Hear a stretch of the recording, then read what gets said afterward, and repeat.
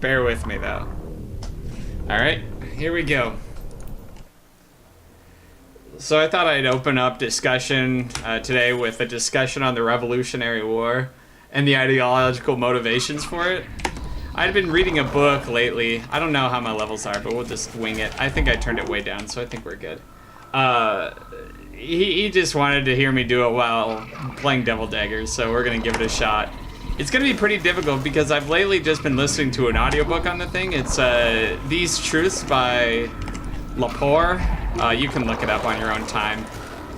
Nevertheless, it's a pretty great book. It's a great civics lesson. I always think that we should always be reapproaching history over and over again with a fresh face because times change and ideas change and our impressions of them change. So, and if that didn't happen, we didn't try to keep up, we'll be stuck living in the past, essentially. So, first things first, we have to talk about how America kind of got started. And every discussion of America always starts with the Magna Carta. The Magna Carta was a written document of rights given to, I suppose it was various lords and, essentially the aristocracy and every people. And one of the most important things that the Magna Carta guaranteed was a trial by jury, a trial by your peers. This would lay the groundwork for the eventual creation of the Constitution of the United States. But I say it was important that it was written because it was a written document. All of these ideas and laws kind of stemmed from an idea that they aren't really laws or guarantees of rights if they're not written down. And that was apparently a controversial opinion at the time. So we also have to talk about who the Americans are, and truth be told, they're largely Protestant. People that really didn't quite fit in with Great Britain.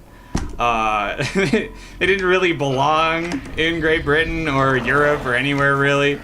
The first colonials, though, if you want to be specific, were actually mostly military ventures that were huge, gigantic failures. I can't ever really recall the specific names of some of these groups of people. I know Drake, Sir Francis Drake, delivered a few of them to America and was responsible for keeping them supplied, and most of the people just kind of died. So the first true colonials were the Protestants. They're successfully making societies, but success is also kind of a loose definition because they weren't very successful. That's why we have things like Thanksgiving, etc., to remind us that the natives are largely what led to whether they sank or swam. So I think we've kind of established some of the ideological beginnings of the Magna Carta and who some of these people are. So we're gonna start getting into the real causes of the Revolutionary War. And it was honestly this idea of taxation without representation. So what were the taxes? Oh, I think I skipped over a bit. Oh god, it's hard to keep track of this while playing Devil Daggers. But it's a lot of fun, I'll say that much.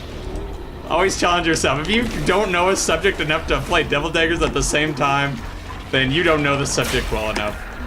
So we have to really start about this concept of revolution, which is the idea of revolting against a society that is decided that has basically rejected you, and you have to make a whole new government. This was something that the people who founded America really understood, was that they'll have to make their own constitution and basically their own government from scratch. But violent revolution really started with the slaves. During this time, there were a lot of slaves that were revolting against their masters, etc. And, it was that kind of start that led them to do violent revolution. In fact, a lot of jokes at the time were the free Negroes of the United States, that they were essentially slaves to Great Britain. And they were slaves through these series of measures, taxes put in by the British Parliament. The first of which was the Stamp Act. The Stamp Act was basically just a huge levy of taxes on stamps, and it hit the Americas really hard, but also hit like a bunch of like the slave farming kingdoms like Haiti, Dominican Republic, etc. It hit them even harder, and they were one of the first ones to just kind of. Haiti didn't succeed, not for a while. They wouldn't succeed until much later. But like the Dominican Republic, like Britain didn't even bother to like try to get that back, etc. So that was like the kind of like the instilling of Americans, like, you know, wait, we were getting taxed without like having any say in any of that. So screw you guys, you know, essentially. Later on, they would revoke the Stamp Act because it was like a huge failure, and Great Britain was mostly doing it to finance their continued wars with France, off and on wars with France.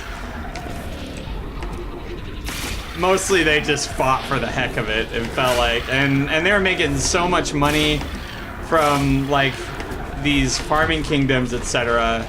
Because one of the big problems with Europe is that there was literally not enough space for them to do anything. Like, there's not enough space for farming, etc. So that was a problem largely resolved by colonization of the Americas. The other big tipping point were the Townshend Acts. The Townshend Acts were a series of taxes on just a number of goods like lead, tea, a ton of things that were kind of made in America that Great Britain necessarily wanted. So that led to, like, you know, the Thomas Paine, the Boston Tea Party. The Townshend Acts were like a direct cause of like these kinds of retaliatory ideas and measures taken by the United States, like written and violent. It's important to note too that they dressed up as like Indians or natives too at the time, because I mean there were also similar problems with the natives that the Americans were struggling with at the time, and you know, let's be real, the Native Americans really had more of a right to the land than anyone else. So them characterizing themselves as natives is nothing short of offensive, really.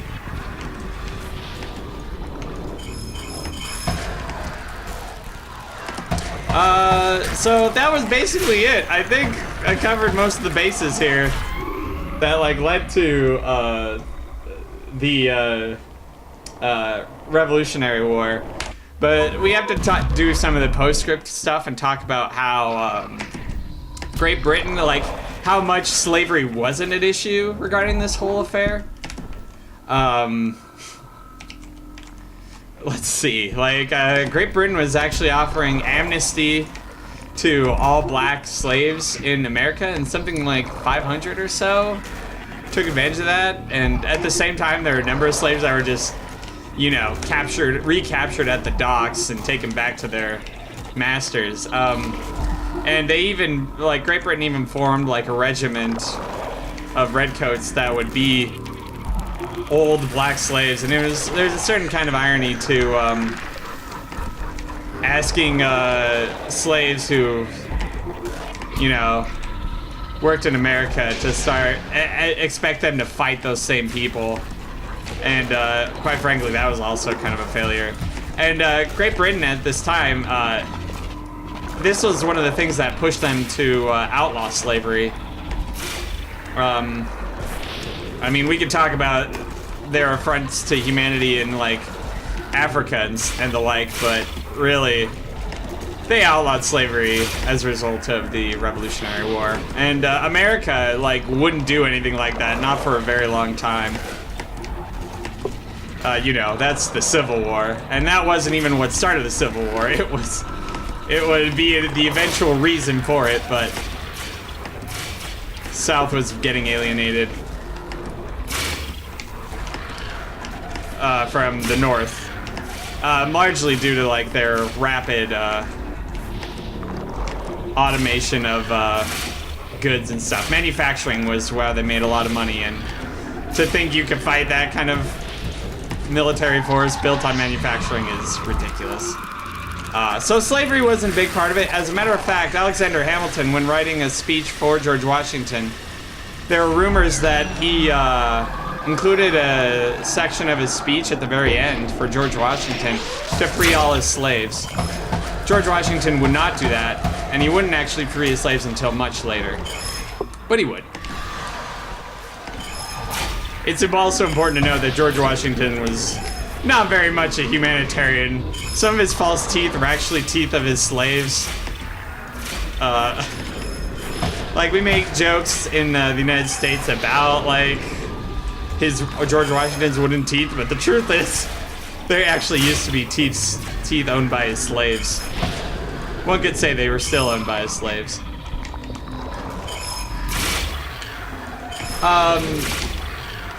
Let's see, what else am I forgetting here? I think that's just about it. I mean, we could... Pretty much it was taxes that set it off. Lack of representation, if you want to be specific about ideologies.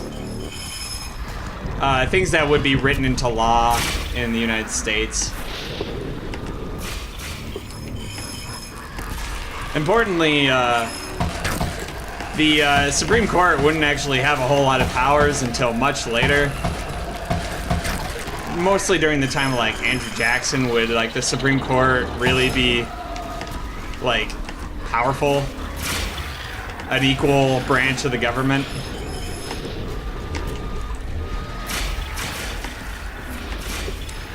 Let's see. I mean, largely my source for a lot of this is These Truths by Lepore. I can't recommend that book enough. It's very much a great civics lesson.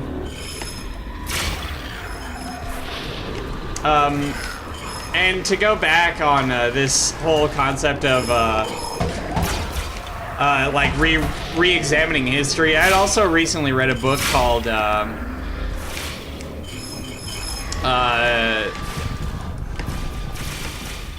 what was it called? Oh god, I can't even remember the name of the book. I also loaned it out to a friend of mine too, so I don't even have it here. It's a Michael Lewis book, is really all you need to know. The Eraser Effect, or something like that. The Undoing Project, that's it.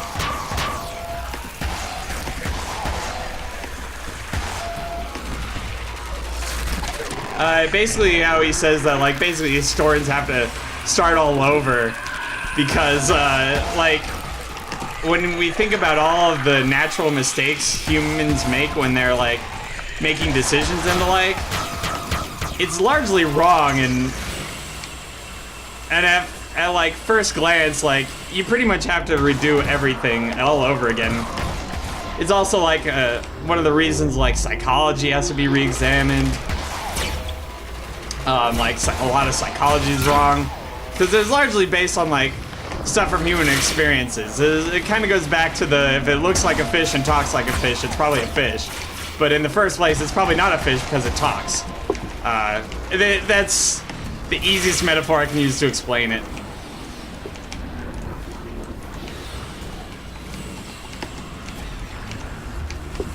It's probably not a fish in the first place if it talks. That's the joke. Uh-oh.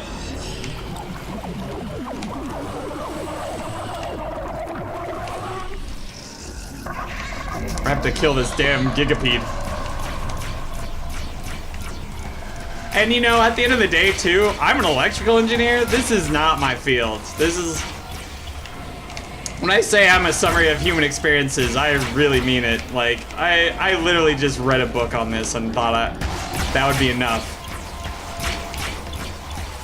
But frankly, in this day and age when apparently people are reading less and less, that's not a bad reason to try to think you're an authority on anything. That was way too late. There's no way I'm like succeeding here.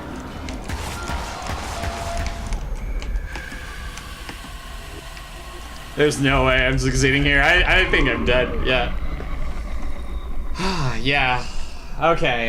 Yeah, and you know, at the end of the day, if we want to talk about revisionist history as well, when America collapses, if and when that happens, we'll be saying similar things like, "Oh, it started right at the Revolutionary War when they didn't immediately reject slavery." You know, there will be plenty of people playing Monday morning quarterback at the end of the day. Okay, so that's it. You're welcome.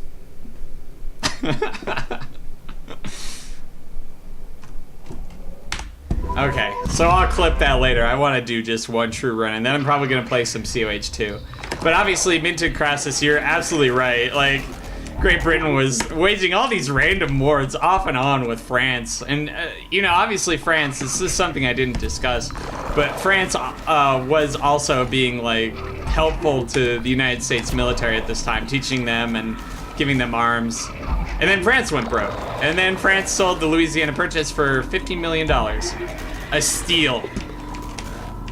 And then Napoleon Bonaparte conquered a lot of stuff. The end. Like, it's funny because a lot of the wars at the time were just named after whoever was leading at the time. Like King Philip or whatever, Edward, who cares? I honestly don't know the name of a lot of monarchs of Great Britain, or France for that matter, but I do know that they just kind of were fighting for the hell of it for a really long time. I didn't actually get to talk about Thomas Paine at all.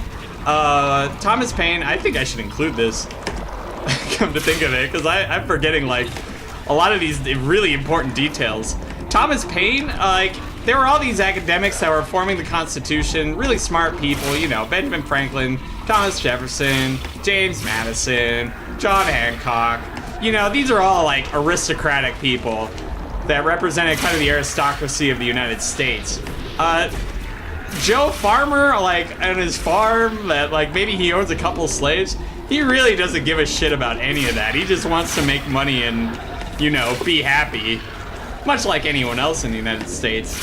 Thomas Paine was, like, he spoke to the normal average Joes of America and really convinced them through his like, book called Common Sense. Like, they say people in America had basically only 3 books.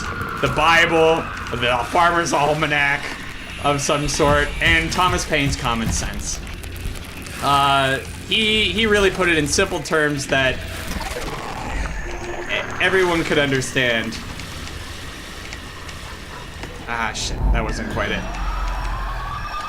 And Thomas Paine, it's important to know, was also one of the drivers of the French Revolution. That ain't a joke, that's real. The dude got arrested.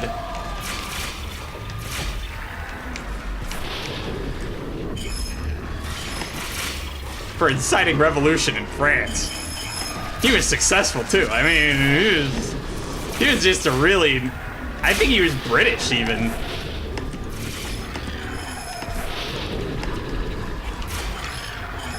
Like, what's highly underrated is people like Thomas Paine who really speak to middle America.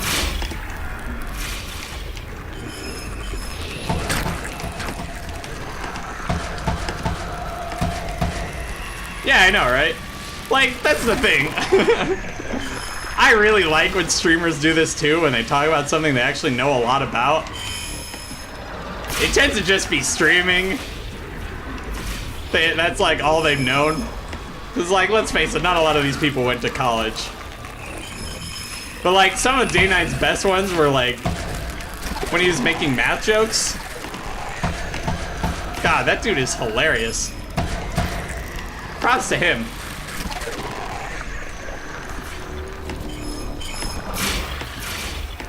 But yeah, you know, the guy knows who he is. I'll link this to him later. Just put some random English names. Right? King Barry. I will say, Barry was a really good show on HBO.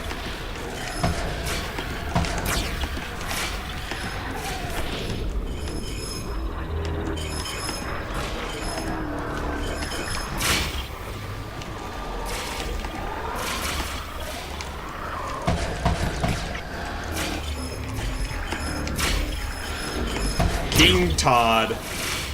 King Eugene. King Gigapede.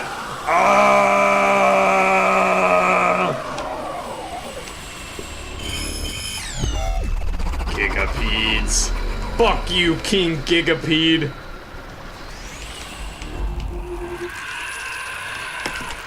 Ah, shit. I was trying to, like, weave underneath it. Anyway, I think that's